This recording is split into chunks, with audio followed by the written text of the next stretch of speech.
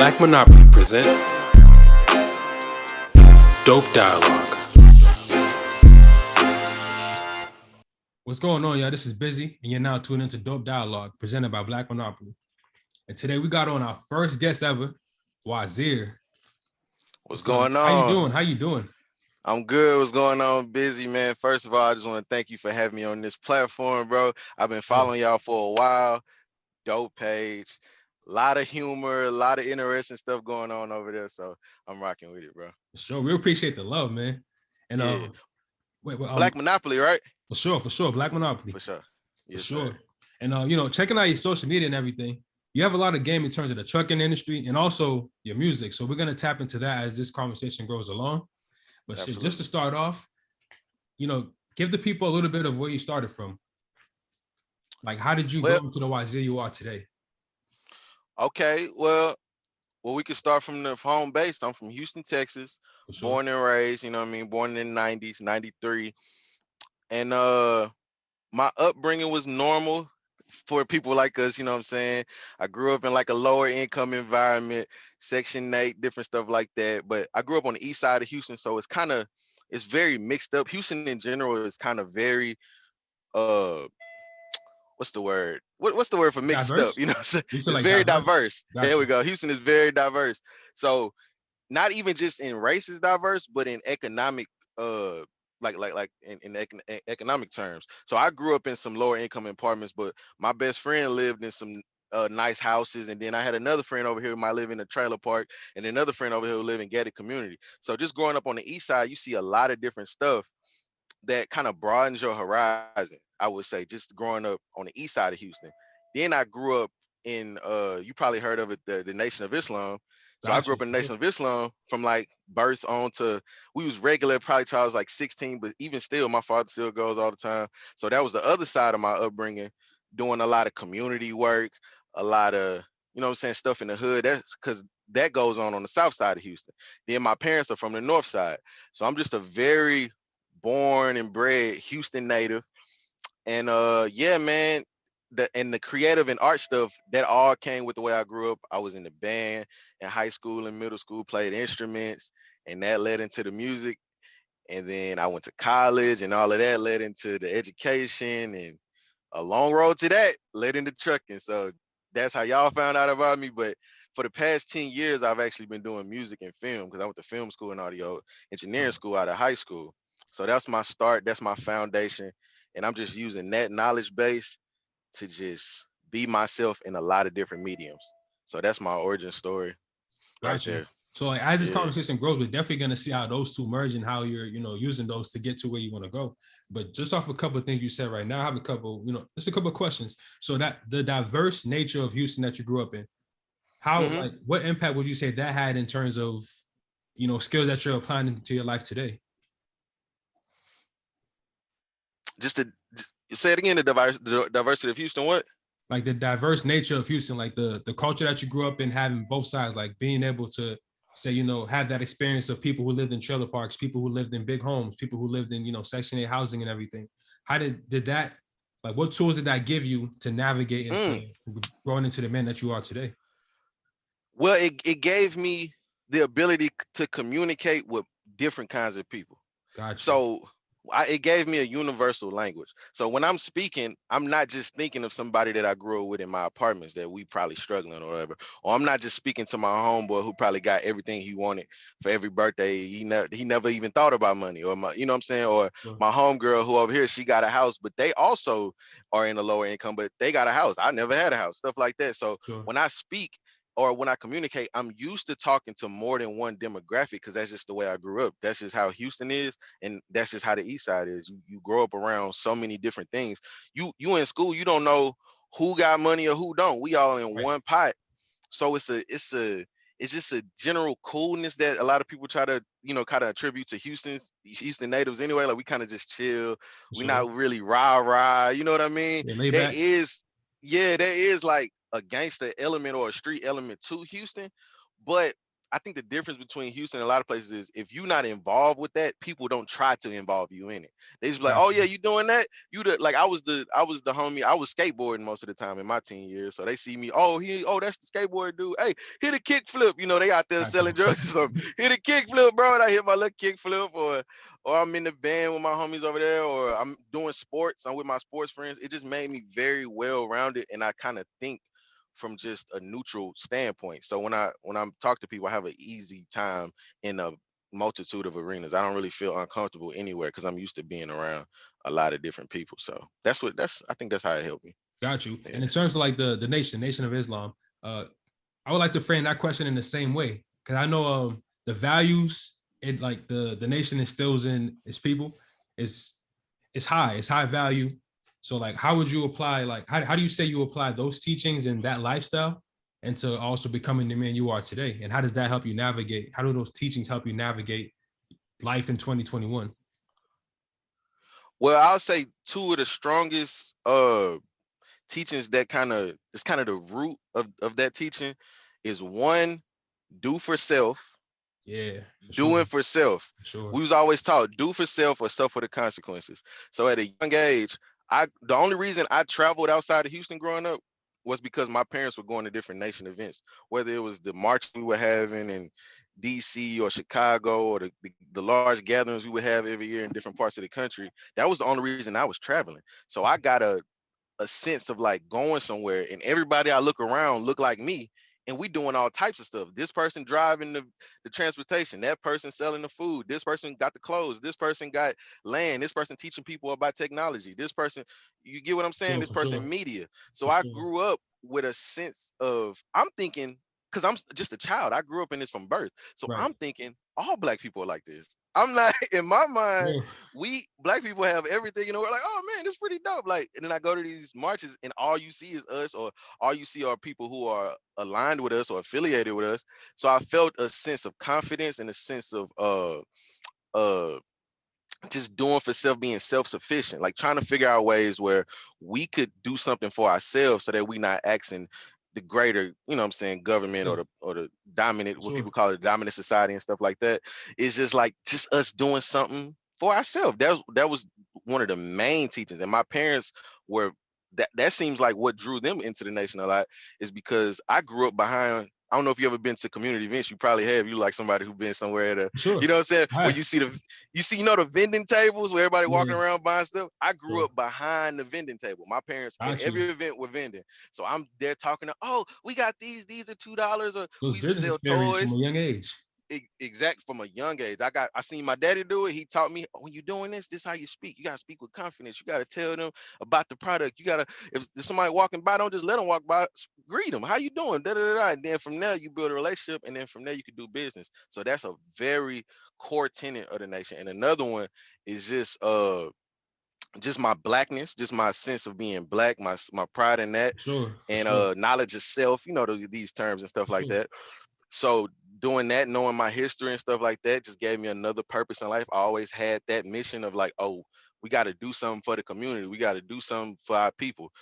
And then most honorable Elijah Muhammad always said, the best religion is to do unto others if you would have done it to you. So I always carried myself with a sense of humility, or just, treating people in the sense that I would want to be treated. I don't really try to do people dirty. I don't, you know what I'm saying? I For try sure. For to, sure. go into situations and deal with people the way I would want to be dealt with. I try to listen to people. I try to inspire people. Like, I'm the type of person, I have no problem bigging people up. If you did something that I think is Sure. dope, or I'm feeling what you're doing, You got to show I'm love. big, I'm bigging you up. For Cause how I sure. grew up with, you want for your brother what you want for yourself. Not only that, half of what you got belongs to him. For So sure. if you, when you see your brother, you see yourself. See, all these teachings I got Sure. growing up just gave me a sense of community and a sense of love that I carry out every day. I'm not actually, but anyway, yeah. Yeah. I ain't gonna go on it out. That's good. It's cool. It's cool. Like that part is actually definitely super dope. Like whether someone is directly involved or indirectly involved, I feel like just being around that growing up, that because the quote unquote dominant society did such a great job in terms of dividing us and also mentally just messing us up, that a lot of us are disconnected into those values. Like a lot of people from our communities don't know what it's like to be around and see other people like us doing different things because they're limited. So their scope is, I got to do either play ball, rap, or sell drugs or do certain things to make it out. But you growing up, seeing people who are driving buses, who have their own companies, who have these other skill sets and values, that definitely does something to you as a kid, seeing that there's more out there. So I know for sure, like I understand exactly what you're saying in terms of that. Now let's slide into like the music a little bit. So the diverse nature of Houston, also like the teachings and the values that you got from the nation and everything growing up. How did that lead you into music? Well, music for me started at a young age. I started playing the trumpet when I was 11.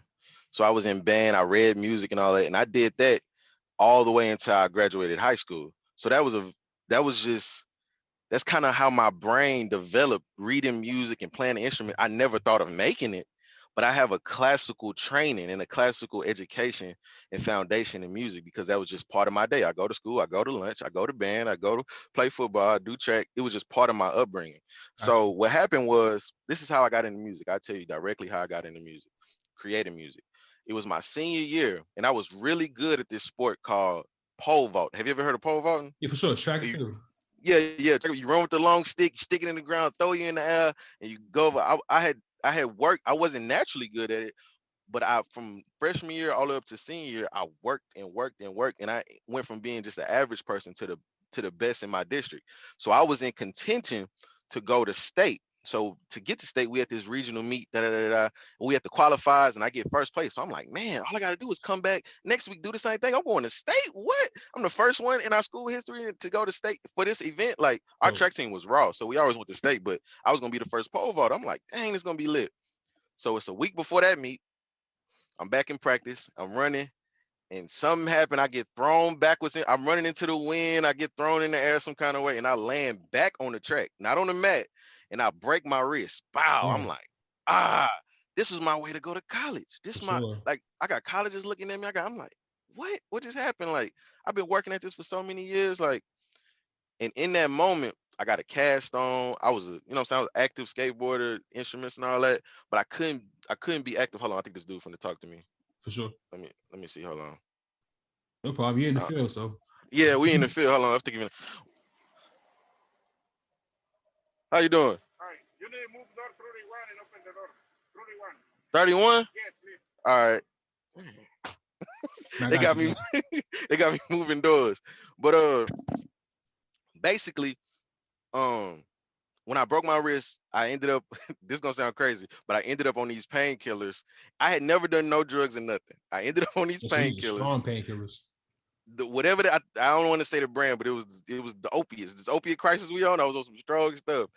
Changed my frame of mind. All of a sudden, my boys was already rapping, but they was like, "Hey, bro, we writing some rap." I'm like, "All right, I'll try to write some." I'm out of my mind though. I'm on these pills. I can't do track no more. I'm immobile. But I've always been like a funny dude or like a class clown type of dude around my friends and stuff like that. But I never really seen myself as a creator for whatever reason. But when I was on these whatevers, my brain became creative. I stopped thinking about who am I, what am I. I just started penning verses, and I'm just writing them to make my friends laugh at first. So I'm just writing them, and then I'd have been writing them. So then I was like, man, spit what you been working on. So I spit it to them. They like, hey, you kind of good though. Like that's funny, but you kind of got bars or something like that. I'm like, whatever. So I'm like, you think so? It was like, yeah. So I just start going to my partner house and we rapping in the Wi-Fi mic or the webcam mic and stuff. This is early days. Way back. Way back in the day. You just in the house with your homies playing around. But what happened was I went off to college. I ended up still doing track when I went to U of H. But when I was in that dorm, I wasn't in marching band no more, but I was still in sports. I was in track at University of Houston, but I still had that music in me. And my friends were in marching band because they were my friends from high school, was at U of H, University of Houston. They were in a marching band. So I'm still hanging out with them. And I met this one dude who was like, yeah, I make beats or whatever in this thing called Fruity Loops. I was like, what's that? He's like, you make beats in there. I was like, for real, let me see what you're talking about. So he hooked me up with Fruity Loops on my computer. He started teaching me how to make beats because I already have that music know-how. I had been penning verses this whole time over the summer into college. So I'm in my dorm, I'm penning, I'm rapping over industry beats, doing freestyles, putting them on YouTube and stuff, just playing with it. So that whole semester go by, I taught myself. Well, I didn't teach myself. My homie taught me how to make beats. I worked on it every day in my dorm room. Eventually, me and my friends put together a group around Christmas time, and now we doing shows. We selling out little small clubs in downtown Houston.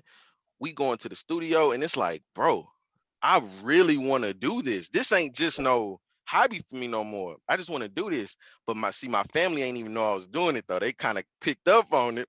My Gotcha. parents are cool. My parents are similar to me. They cool people. They not super strict or nothing. But they just didn't know, and I didn't know how they was gonna take it. Because the stuff I was rapping about at that time, I'm talking gun talk. I'm Oh, me whatever I too. can do, whatever I can add a punchline to, I'm doing it, whether I'm living it or not. This is early days Sure. of learning the craft. But then my daddy heard it. He was like, "Man, you good? Like everybody in the family found out what you're doing. You good? We rocking with it."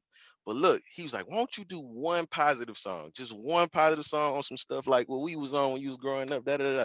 I'm like, "All right, I could do it." You know what I'm saying? Because I never, at that time, I had never tried to write about anything. I was just Sure. penning bars, just punchline, punchline. I came up off of Wayne. I'm trying to do some Wayne type stuff. But then my daddy was like, "Just try that one song."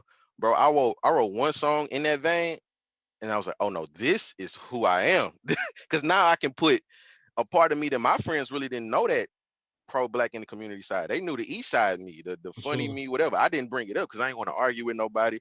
But once I did that, it unlocked a part of my brain to where I could communicate these things in a more digestible way. Because I knew if I were to talk about these concepts of blackness and doing for self and knowledge of self and where we came from and where we could go, and if I had that conversation, it would be met with resistance. But in a song, it just was fly. It was just like on some, we got artists like that, Kanye, Sure. Lupe, Yeah, people, people.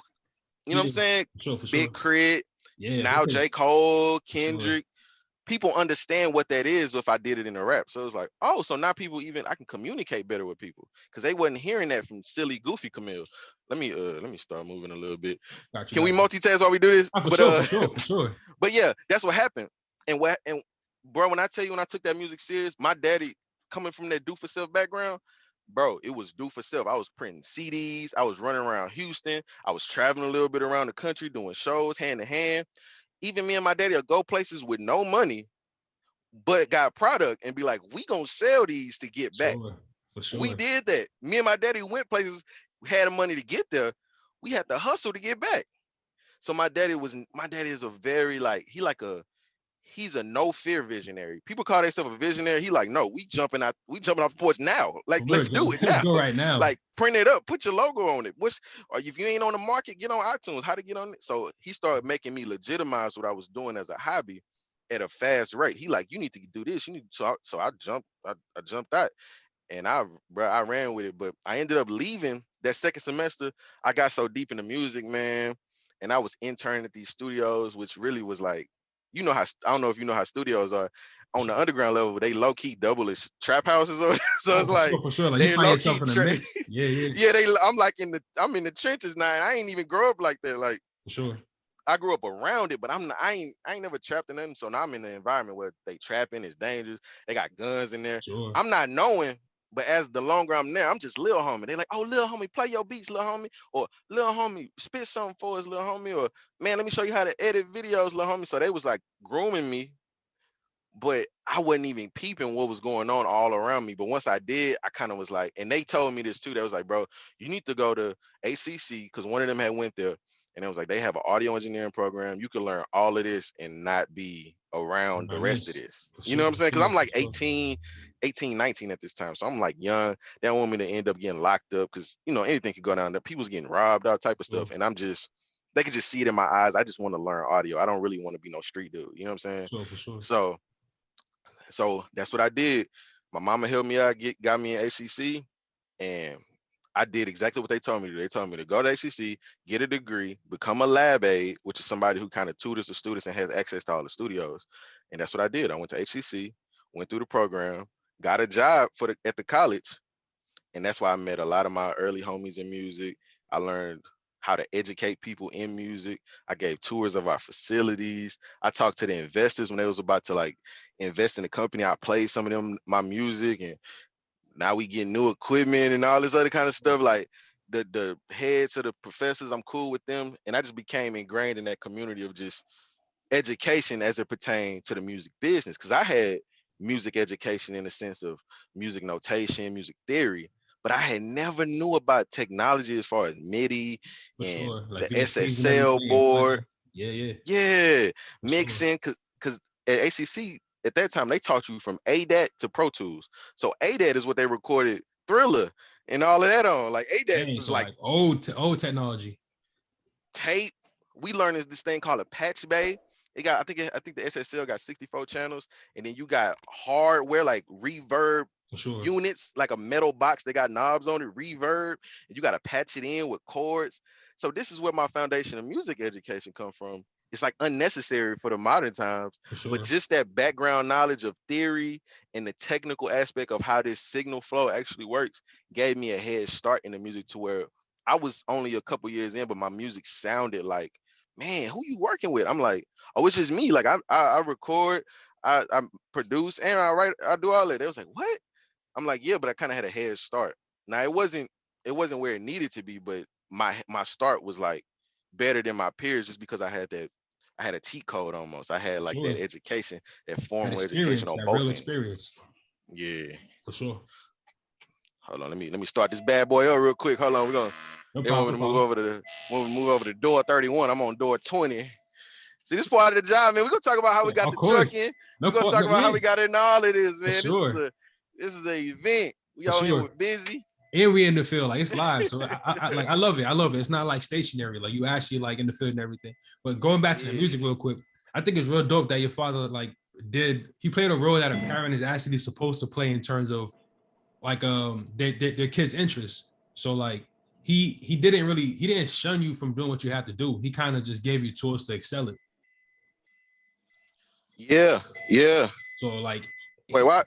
Oh, there you go. yeah, I'm Yeah. not sure what happened, but like he gave you the tools to excel. Like he gave you the tools to navigate and also be like, you know what? I'm not gonna shun you from doing what you're doing or rapping what you're rapping about. He just changed your perspective and then also, showed you how to do for self in that route. Like, yo, let's hit the road. Like, get your logo on. Let's do X, Y, and Z. So like, Get you a banner. for sure. Yeah. So like, Little stuff like that. for sure. So like that's pretty dope. A lot of parents don't know how to do that, how to like capitalize off what their kid already sees. Like, yo, this is what you want to do? I'm gonna help you do these tools and help you express yourself. So leading from that, like from the music and everything, like this, you go to I forgot what it was called. It was ACC, you said? Yeah, Houston Community. I went from University of Houston to Houston Community College, which was I had to humble myself because the people I grew up around was all, we all nerds and stuff. So everybody want to go to these tier 1, tier this. But I For sure. humbled and went to the community college and got that Gotcha. real. But go ahead. What you saying? And that's where you got the music, like the technical music skills and everything. Got you. So Yes, sir. Yes, sir. That's why I learned piano and all that. But go ahead. That's pretty dope. So then how did that so you immersed yourself in this music world. How did you get into trucking? Like what led you into being a trucker? Now that's a long road. Cause I'm doing ACC was 2012 is when I went there. So I had a whole career after that. I've been building my music up since 2012. So it didn't get super crazy because I'm building this from straight muscle, straight dolo. I'm shooting a lot of my own videos. I'm editing. I went to film school also during that time. So during all of that time, I'm releasing projects, putting music out, doing shows, traveling, just trying to do anything I can to get on, bro. Like just trying to do anything I can to gain fans, get people to hear my music. Cause my problem was never whether people liked my music. I know I don't really have that story of like, y'all didn't believe me back then, now y'all believe. Anybody that heard me was like, oh yeah, it sounds like you're gonna make it. I was like, yeah, but how? They're like, well, I don't know, but sounds good to me. I'm like, okay, like, but so that was my issue. So I fought that fight, that good fight, and I got myself, I got myself probably up to like 14K on Instagram. This is before I started trucking right there. Okay, I'm communicating to this dude. I started trucking from there. I mean, I fought that fight all up until COVID. Now during this time, I'm driving Uber. I ain't tell you that. I was an Uber driver. I'm out here hustling. I got my own apartment and stuff like that. And man, I went homeless. I lived in my car. A lot happened during this time before I started trucking. I lived in my car for like 6 months straight. And my parents didn't even know. Nobody knew. Well, I had did a song about it probably like 50 days in. And that's when my parents found out. Like they find out a lot from my music because my music is like kind of straightforward. Like I don't really sugarcoat. So I did a music on my gram of me like living in my car, and people thought it was a metaphor. Like, oh, why you living in your car? Oh, that's funny. Like you hustling, right? No, I live in this car. Like I literally live in here, shower at the gym. It was all in the song, right? But how did your parents take this? Like when they found out through That I was living in my car. Yeah. They didn't want me to do it. They wanted me to come home. My father kept saying, "Man, we worried about you. You know, it's dangerous out there on that street." For sure. But you know, I'm an artist in the truest sense, bro. I wanted to feel that because I wanted that urgency. This is what I want to do. I want to entertain people, bro. I want to make my art. I want to create. So this was 2019 before COVID. This was like from like June all up until January. I was in my car. And around like December, my daddy was like, man, just come back home. But I'm like, nah, you know, I got that pride. Sure. I'm trying to really fight myself, pull myself out. I'm like, how inspirational would this be if I do this and make it out the car? You know, you got that whole mentality. I tried to go to LA. I went and lived in my car in LA for a little bit with one of my partners and got it cracking out there. I ended up in some random movies and just did some random stuff. And this is now we in 2020. And I'm just like, man, I have been through so much, man. I have been so broke for so long. Pretty much my whole 20s, I've been broke. Really, my whole life, I've been broke.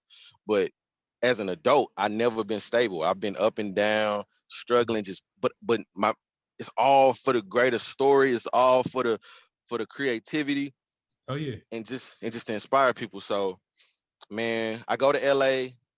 And the process of me going to LA, I messed up my Uber account. That was like my main flow of money. I come back.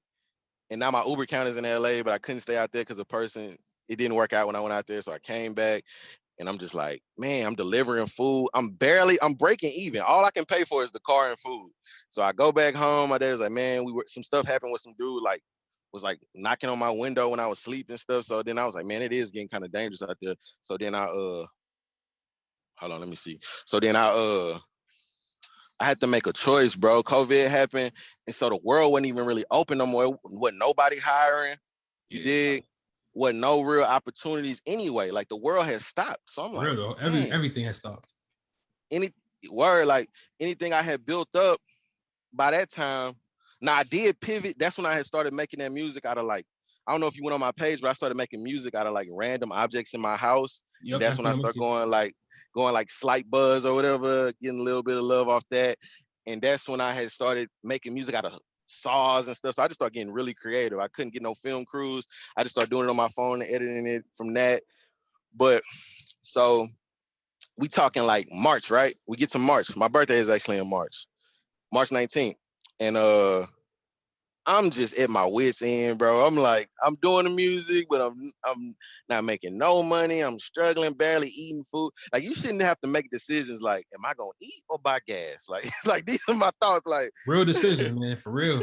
For real. I'm like food or fuel. What are my choices? So I'm dealing with that.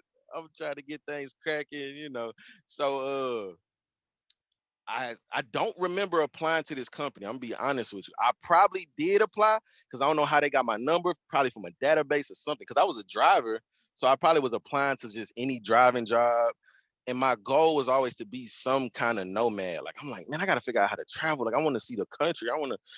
Because in COVID, you can't even really leave the house. I was out active delivering food, but I'm like, man, I'm tired of Houston. I've been riding around in Houston for like 4.5 years. I had over like 11,000 Uber trips. Like, you know what I'm saying? I had been around Houston in circles for years. So I'm like, so you trying to see other places?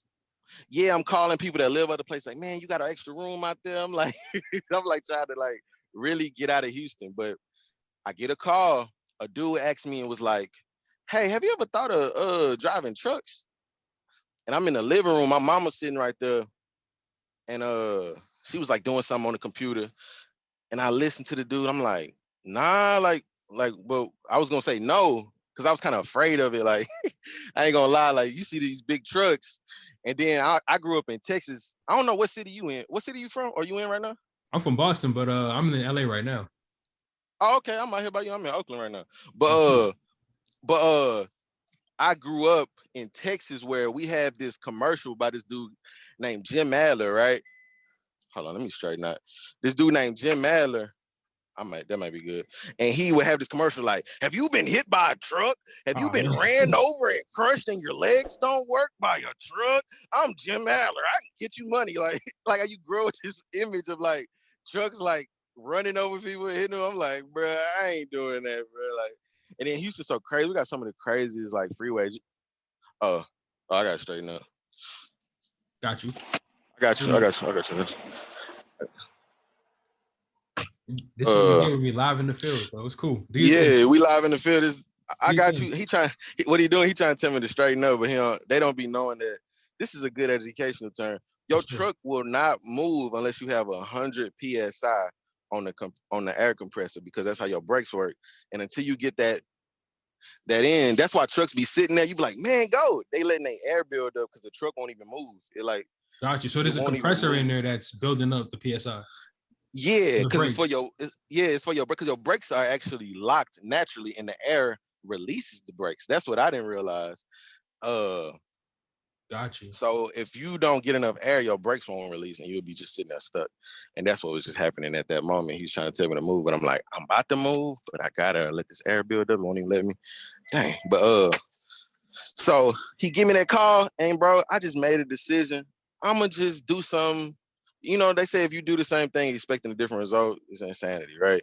Sure. So I was like, this is something I was afraid of. And usually when I'm scared of something like that, I kind of don't feel like that's a sign that I need to lean into it. Like when I was afraid to start producing, I leaned into it. When I didn't think I was creative, I leaned into it. When every part of my life that I ever felt some fear about, it worked out. So I was like, I ain't got nothing else going on. I ain't got nothing else to look forward to. The world is shut down. I might as well say yes. So I'm like, yeah, what I need to do? He was like, man, just come to Dallas. I'm in Houston at the time. He like, come to Dallas, which is like 4.5 hours away. Come to Dallas, stay here for it's a 3-week program. We're gonna give you a place to stay. Like I'm telling you, I ain't had nowhere to stay. We'll give you we got our own hotel. We're gonna give you breakfast and dinner every day. We're gonna give you a stipend for food. I'm like, all this, I'm like, dang, I'm finna eat and get a stipend. I'm like, hey, man, hey, it's lit. I'm like, hey, it's cracking, you know what I'm saying? Hey man, let's go. So I'm with it. I'm like, for sure, I'm out. And I was like, what I gotta do? He's like, well, you can come in May. That's our next opening. I was like, bet, because they had a shortage of drivers because of COVID. It just wasn't enough drivers. But so it just worked out so perfectly, bro. And I didn't tell nobody. Because I didn't want them to talk me out of it. You know what I'm saying? And I didn't really have a good plan for real. I just knew that I wanted to change what I was doing. And sometimes, and this is something I'm learning the older I, you know what I'm saying, the more I live, the more experience I have. Sure. Sometimes you don't know why you're doing something, but you just trust in your gut, and that's good enough. But when somebody asks you why you're deciding to do something, sometimes I don't know ain't good enough for people. And then they just start asking you a bunch of questions, and that'll discourage you from doing something that's something outside of you is calling you to. We talk about callings, we talk about missions and stuff like that, but you don't always, when you get that the intuition, you can't always verbalize that to somebody else. You don't always know what's on the other side of that decision. You just know this feels like another avenue. Someone's telling me to do it. So I kind of know how. I kind of had sensed that. I couldn't have articulated it to you like that back then, but I had a feeling like I shouldn't say nothing right now. I should just wait until like a couple days before I gotta go. So that's what I did. I waited till like 2 days before I had to go to Dallas because they had set up a bus for me. We talked to Cuz. Bro, I went and it was everything they told me to be. And I'm the type of person that loves learning. I don't know if you can tell that from my videos or any of my content. I love to learn new things that I didn't know that I end up learning. And I realized that's why I love music so much, because it was something I kind of knew, but I learned this whole new world of like science, because audio engineering is kind of like science. You're dealing with frequencies. And I know exactly what you mean, man, because I make beats and stuff too. So it is definitely like you're manipulating waves, like frequencies. It's science. Like when every knob you tweak, every number you go up, it's different. It might not be noticeable, but it's different. So I know exactly what you mean. It's like you're messing with energies in real time. So I know exactly what you mean, for sure. Yeah. And then So that applies to everything else in life, for sure. yeah, bro, because it's and it always draws me back to just say like my I told you about the pole vault thing. I didn't start off good, but what I learned from pole vault is I could start off not knowing something, work at it, and then in the end, it's a simple concept, but then I don't know how to do it. Sometimes people we judge too quick. Like it's of Sure. course you don't know how to do it. It's new. So I went into the trucking industry with that same just openness. Like, hey man, I'm in Dallas. I have never at that time I had never been to Dallas. So I'm like, I'm in another city, you know what I'm saying? And I can't go back home. It ain't nothing back there. So when I got in there and they started talking all this stuff I had never heard in my life, I didn't watch no YouTube channels about trucking. I didn't look at like the type of videos I make. I ain't watched nothing like that. I didn't even think about it until like the time I was about to go. I was just doing other stuff. Like just going about my life. And then I'm like, oh, trying to go to Dallas, y'all. I'm leaving. I'll be back in like 3 weeks. You know what I'm saying? I see y'all. They like, what? What you doing? I'm a trucker. So I'm out there and man, I just fell in love with it because it was so kind of like audio engineering, like I was saying, it's science to it. It's like, oh, it's this truck weighs that much, or when you go in this speed, it takes this many feet for you to stop. Or then I had to learn every part of the truck from the front bumper all the way to the back of the truck. I got to know every single thing. I got to know how to inspect it. This is to get my license. I got to learn all these terms and laws. You got to park this many feet from a fire hydrant. You know, these random laws you learn, or you got to turn on your signal at this time, and you can't, this is how you make a turn and don't hit the curb. And it's just all this new knowledge, and my brain is just like, what in the world? Like it seemed almost impossible, but I was open and I didn't have nothing to go back home to. So I was like, Yeah. hey, so and this is why I guess we're gonna probably get into that, but that's how I started the trucking industry. That's just how I didn't have nothing else going on, bro. I'll be honest with you. I ain't had nothing going, nothing really life changing popping.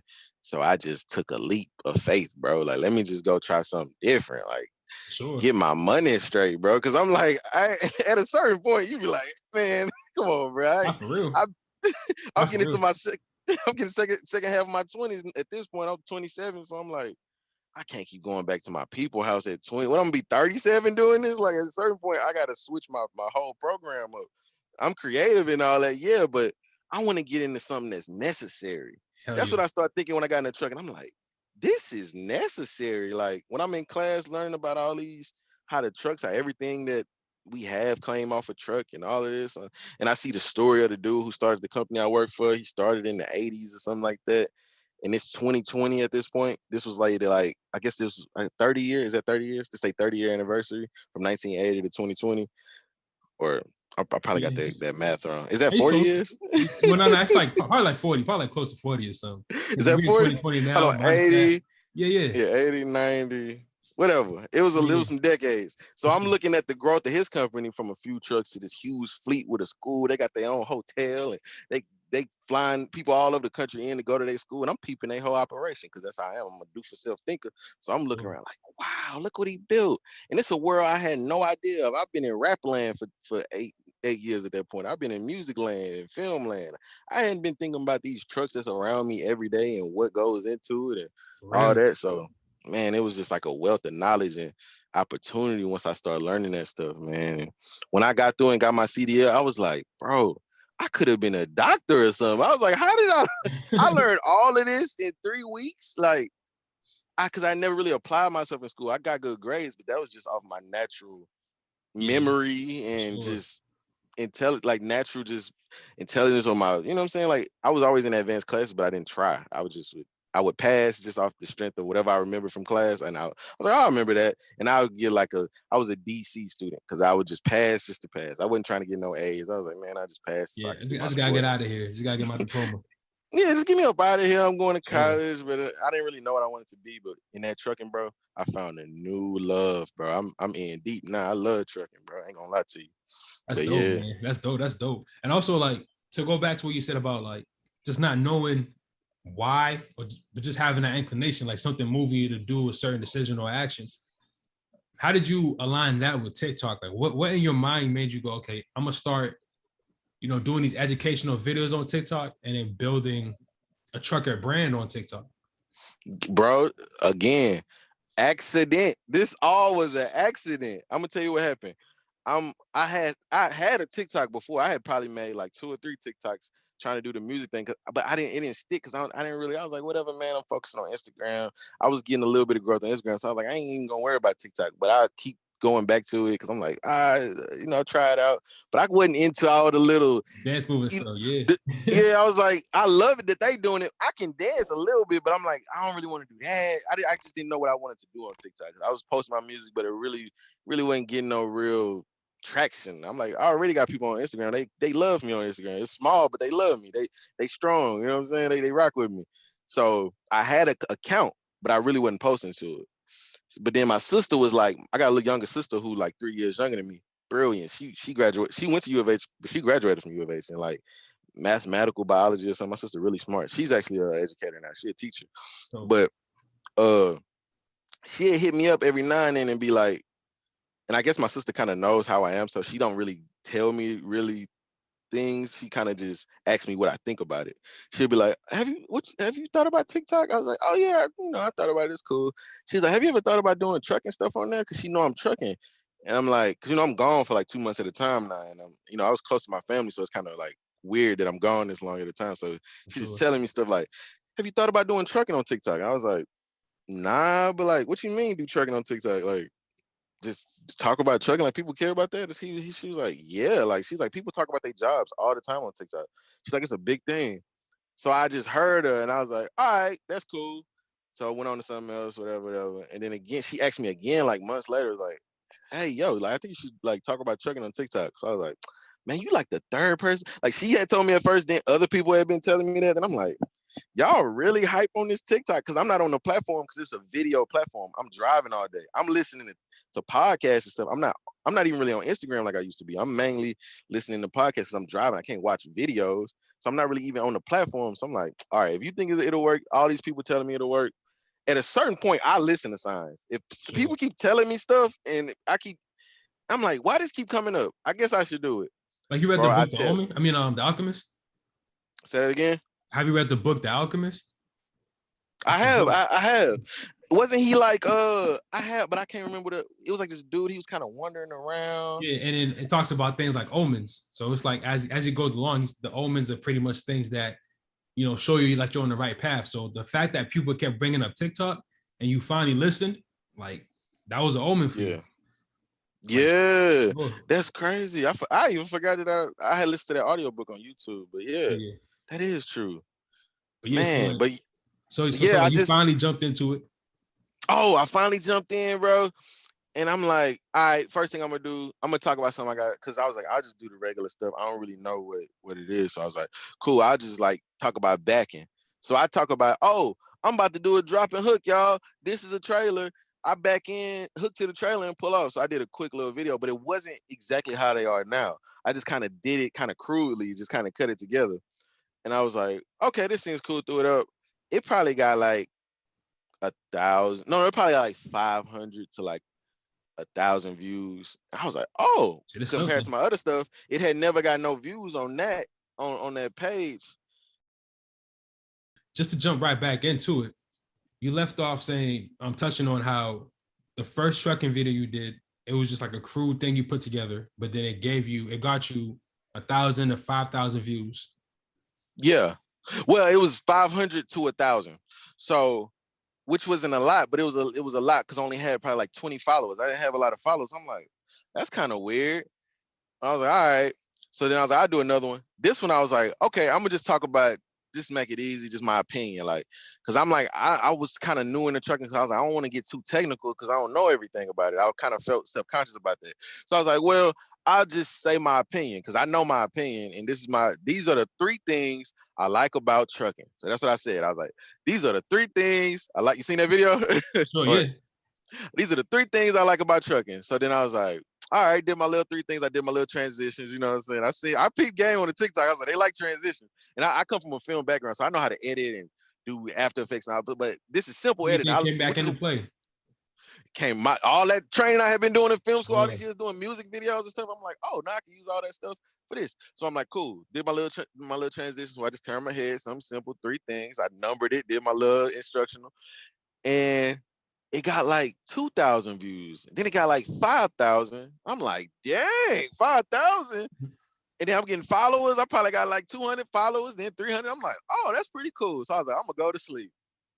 I lay down. My friend texts me, my homegirl. She was like, hey, she's like, not you going viral on TikTok, because she was already on TikTok too. She was one of the ones who had been telling me to do it.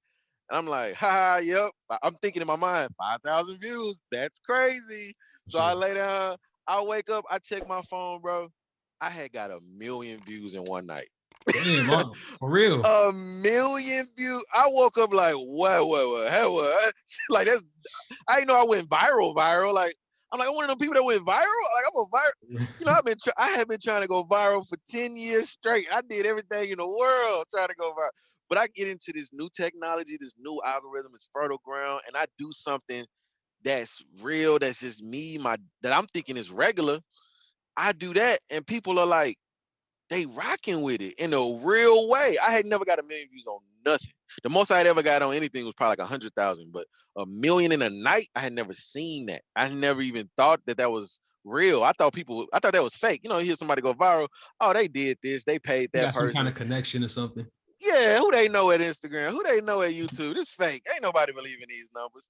Bro, it legitimately, organically, all those Ickley's words, it just went overnight. I had no control over that. It was a complete accident, but it was also a sign to me of like, that's why I felt like I didn't know what I was doing. Cause it's like, how would I have ever known? If I would have told that dude no to trucking, I would have never made a TikTok talking about trucking. It was like that Real. moment. I immediately went back to that moment where I was like, should I? I almost didn't do it, but I was like, yeah, I'll do it. And I'll be like, that's why I said yeah. Cause I guess all that training I had was gonna be used in a way that I hadn't even thought about. I had always had a love for like, let me just like growing up. Well, let me just stay on TikTok and then we'll talk about my inspiration, but behind why I make them and how I make them. But that was it, bro. I went viral in a day, and it was crazy. And then I went from like 25 followers to like to 10,000 followers, and then people that got on at that point was like, I've been here since you had 2,000 followers, and I was like, that was like 3 hours ago. I don't know what's going on. They saying it like they day ones. It's the same day. Like Real. people like, yeah, I've been here since 10,000 followers. Now it's the next day I got 20,000. It's like crazy. Dope. And then the next 3 days, over the next month, I went up to 50K, and I had only posted like 6 videos or 7 videos, something like that. And I'm like, bro, people really love this content. And I'm not even trying. I'm just doing it in between my loads real quick. Like, oh, the dangerous parts of trucking is this. And they're like, we love that. Yeah. It's like, That's okay. dope. I'm like, this is one of my favorite places to drive. They're like, yeah. Like they love everything I do. I'm like, what is it's like, it's almost like I can't believe it. It's like, it's weird, bro. I think the perfect thing though, it's like in a way, like it's for you. Like your personality is what's bringing in people too. Like you're giving them game in terms of trucking that people never knew, but your personality is bringing them in as well. Like they're falling in love with you. So that's pretty dope. Like you're building your tribe in a way. Yeah, people that, cause like my music people, like if you met me from 2012 on, you know me as Wazeer. Like my first name is Camille. That's my first name. So everybody before that know me as Camille. Silly, goofy Camille. But 2012 to like last to 2020, y'all know me as rapper Wazeer. Oh, he's spitting bars. Everybody think I'm just like, oh, he's spitting, he doing this thing. I'm still kind of goofy in that, but not. But then when I do this trucking thing, they getting old Camille with new Wazeer knowledge. Gotcha. And it's like the marriage of both worlds of like, I get to do my film stuff. If you hear some of I'm using my actual beats sometimes in them little bed sounds I put in there, that's my songs in there sometimes. Or the way I'm cutting, I'm like actually thinking about my cuts now, like I would if I was doing a music video or something like that. But it's like, they seeing my personality more fully. In music, they got to see a part of me. In my videos, they got to see a part of me. In interviews like this, I've done interviews like this, they got to see a part of me. But in this trucking part, it's like getting a whole other part of me. It's getting my production brain. So that's why everybody kept saying, I never thought the whole what they call me, Black Which one? the science guy. What's his name? Black Bill Nye. Yeah. The Black Bill Nye. They dubbing me the Black Bill Nye. I seen that comment. I was like, I am the black Bill now. Like Oh, I'm like, I have always loved science shows, bro. When I grew up, like I told you, we didn't have a lot of money. My parents did the best they could, so a lot of times we didn't have cable. So I grew up watching Channel 8, PBS. I watched my favorite shows was Zoom, oh yeah, Maya for and sure. Miguel, Between the Lions. For sure. Reading Rainbow Uh, and everything, for sure. yeah, but that's what I was watching growing up. Sesame Street, all that. I grew up on that. Teletubbies, whatever. I watched that stuff because I didn't have the cable. So I go to school. I don't know what they talking about on Nickelodeon. I'm like, I don't know what that is. Did you watch this? But once I did get cable, I still gravitated to Discovery Channel and For real. Travel Channel. Educational. This was Mythbusters. You ever watch Oh, hell Mythbusters yeah. Hell or yeah. For real. For real. these are the shows I loved, and I didn't know why I love. I've always had a love for science too. Like what I used to say growing up, what I wanted to grow up, I was like, I want to be a scientist. Or before that, I used to say I want to be what because I seen artists on stage. I thought the only word I knew for that was dancing. I didn't know artist or performer. So I used to be like, I want to be a dancer, which sounds crazy, but I used to be like, I want to do that. But I was a TV addict. I watched every TV show that came on, from Living Single to Friends to Fresh Prince of Bel-Air, Martin, Cosby Show, Good Times, Yeah. Sanford and Son, Don't all make them like that, that no Amanda more. Bynes. For You real. know what I'm saying? King of Queens, Frasier, whatever came on the TV, I'm watching it. Everything on Discovery Channel, everything on Science Channel, How It's Made, uh, Bizarre Foods, Anthony Bourdain. I was a TV addict. So all that So kind of influenced like the content you create now. that's what it is, bro. That's why it has that feeling. I'm not even doing that on purpose. That's just my sensibility. When I first started my music career, I had this brand or like this group I called ABD. It was a brighter day, but I didn't even call it a rap group. I was calling it ABD TV before I had ever done anything in video. Cause my whole thing, I was like, man, it would be dope if I had this when I was like 20, like 19, 20. I was like, man, it would be dope if I had like an old school television station and we like wore like old 70s or like 80s clothes and like we had cameras and old cameras. This was my idea, but of course it didn't follow through because I didn't really know how to follow through on visions at that time. I didn't have the leadership qualities to. It was people around me that were willing to do it, but I didn't really know how to. I didn't really understand what I was doing. I was just kind of Sure. going off inspiration. But that idea kind of stayed intact in my mind of just like, I don't know, it's kind of just like fun educational entertainment because that's kind of what my music was. It was always educational. I was giving people, it was just a different education. It was talking about blackness or doing for self and all of that, or it was talking about metaphors and wordplay. It was always educational. So when I got into this, I'm talking about trucks, but I have that inspiration behind it to make it a production. Like things, my mind is production thinking. Like I gotta have an intro. I gotta say something before I go into this, or I gotta throw a little corny joke in there. That's kind of I would never make these jokes in rap because there's really no avenue to do it. But in trucking, I can go wowity wow wow. Like I can just say stupid stuff For on real. video, and people be like, ah, that's funny. But it's like I get to be dumb. Like I can just be like, I would never do that. But I'm like, in this world, I can do the dumbest, silliest ideas because I low key my mind is I don't know, like I say, I don't know where any of this is heading. After this happened, I decided I'm not gonna try to project no more because clearly I don't know what's going on. I'm just gonna ride whatever way stuff take me to. But I could see myself making stuff like this for all kinds of content because people keep telling me that start a TV show, you should be on TV. This is TV quality. This it's entertaining. I love it. And I'm like, am I meant to make a PBS type program? Am I supposed to be some Neil deGrasse Tyson or Bill Nye or something like that of trucking or of whatever else I'm interested in? Maybe, or I'm supposed to act or do something like that, maybe.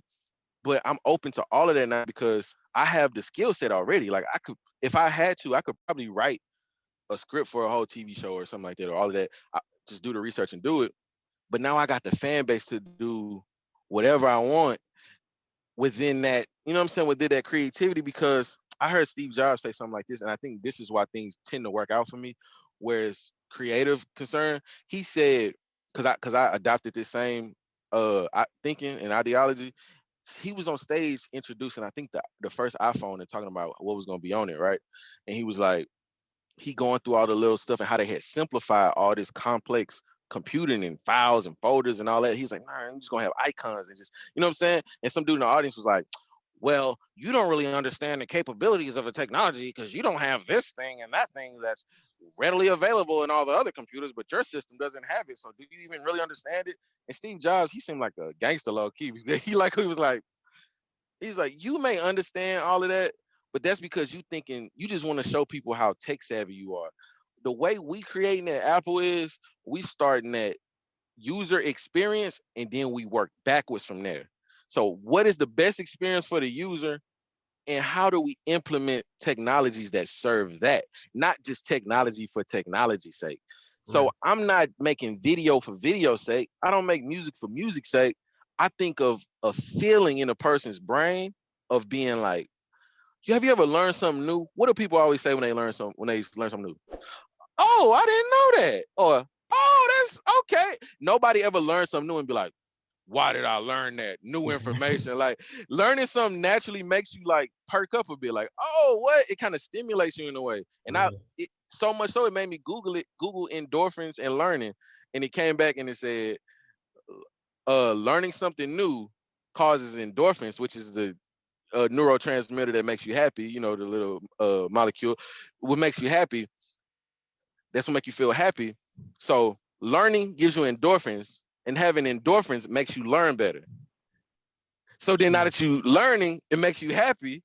And because so it's a cycle of that you dopamine. raise somebody's mood, they can learn better. But if you teach them something, it'll raise their mood. So I'm like, oh, Got you. so now I'm like, I want to put information and stuff. And that's why I feel like I've always gotten that extra push whenever I did something, because people may have learned something or they may have been inspired and it made them happy. And with so much stuff in the world, bro, it's so much in the world that make people upset. It's so much stuff that make people anxious or nervous or not knowing what's gonna happen in their life or what, all these things that just weighs on people's minds. If I can make somebody happy for 1 minute or maybe like 10 seconds out of that 1 minute video I post, then I feel like I did my job of what I want to do while I'm alive. I just want to make people happier the best way I can. Make their day a little bit better, whether it's for 10 seconds, a minute. If I could do that, that's all I care about, bro. That's really all I care about. So that's dope. So that's your approach in terms of creating your content for TikTok and just continue to grow in that audience. Bro, and I would it sounds more coherent and planned out than it is, bro. This stuff is an accident. Like, I want to keep stressing that all of this is an accident, and I try to, even now, I think I'm at like 200,000 followers, 2 million likes, millions of views. I don't know what's going on. They doing that. All I'm doing is making the videos, and I try to not even think about, I don't look at my analytics and see what video worked for this and what, because I don't even want to be corrupted. Because before that, I didn't know what I was doing. So I try to keep that curiosity and just tinkering. I want to tinker. Like even when I make music, I know pretty much every scale. I know the scales, but I pretend like I don't when I make music so that I could just do stuff. And then my creative brain does stuff. And then my brain that knows the rules goes back and refines it and puts it in somewhere that makes sense. So when I do these videos, I act like I don't know nothing about editing or shooting or video. I act like I don't know anything about what I think they like. And then when I'm finishing it, it forms itself into like that package thing, because that's my other brain. My first brain pretends like it don't know nothing, so I can just create freely. So yeah, I try to create with a curiosity and with a almost like a childlike imagination. I don't introduce limits until I'm finishing it, trying to get it 60 seconds or trying to put it in the format of TikTok. That's when my brain kicks in to start formatting stuff. But I don't format or judge what I'm doing until the very end, because I don't want to corrupt my decisions with, ooh, I can get a lot of views if I do that, or oh, that one got them, I got to do it like that. I try to leave all that out of my process, because then that's me acting like I know what I'm doing. I'm telling you, I don't know what I'm doing, bro. I'm literally just doing stuff and they rocking with it. I keep doing it. I don't know what I'm doing. So that's low key like a metaphor for life in a way, man. Because like you just got to be aware. Like I feel like it's a balance. Like you did the work on yourself, the knowledge, and putting yourself in position. But then something we just can't explain. Like something is just more so like, all right, this is what's going on around you. This is what the universe of God put around you. And things are just going to fall in line if you do what you're supposed to do. And you just did what you're supposed to do. You listen to yourself, you applied yourself, and then that opened up these new doors. So that's pretty dope right there for sure. Let me see. I got a couple more questions before we wrap up for sure. So in terms of automation and everything, are you thinking in what the future is going to look like for the trucking industry? Yeah, that's all. Okay, yeah. So if you ever been on my lives on TikTok, almost every live, somebody always asks me what I feel about that. I realistically, trucking for the next 10 years, I think is gonna need drivers at least for the next 10 years. Most likely longer, just because of legal. Because even if they automate it, they still gonna need at least one driver to be like. I heard Elon Musk talk about this dope idea where he said it's easier with the self-driving trucks to have them follow than to have one just automated by itself altogether. So what's going to probably be the first iteration of that is it'll be one driver at the front and he'll have 5 trailers behind him following him. So it's almost like a train on the freeway. You get what I'm saying? So they all just follow the trailers, just follow the truck because they don't need a driver for like 5 trailers that's full. So now one driver could do the work of 5. But what people not realizing, it's already too many loads for their drivers. There's not enough drivers right now than for the amount of loads they need driven. We throw away thousands upon thousands of pounds of food because it ain't enough drivers to transport this food, or they give it to soup kitchens and stuff. I've had loads to where I couldn't get it across the country fast enough because the way that the timing was, and they had to throw half the load away in a dump or something. So it's already not enough drivers. Getting a CDL, and that's kind of the beauty of having a CDL, is that it makes you rare because you legally can't teach somebody how to do it. They got to go get their license. So it's not enough drivers. So I think the industry is safe for at least 10 years. Now, after that, it may, if they get it to the point where it's not only more, you make more money this way, but it's also safer.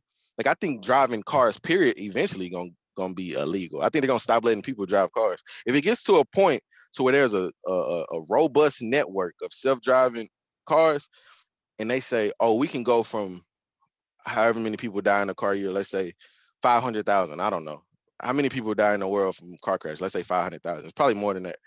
If they can go from 500,000 to like 20 or something like that, or even, you know what I'm saying? Or like to 20 people or like 30 people or something like that, they gonna make driving illegal. They not gonna let people drive cars no more. If they could be like, okay, we have enough cars on the road now, the network has been figured out. Because every year these systems are learning, these algorithms are not linear, they exponential. So the growth is gonna be, once they start learning, it'll be faster than we can, you know what I'm saying? But I'm all for it. I think that's the future of everything. I think everything gonna be automated, and the future of humanity is gonna be, we're gonna have to figure out what we're gonna do with our time, because we're gonna have algorithms and robots doing everything. For real. Everything, including art, and music and everything else. They have algorithm systems now that can recreate songs from artists that have passed. I heard something just yesterday.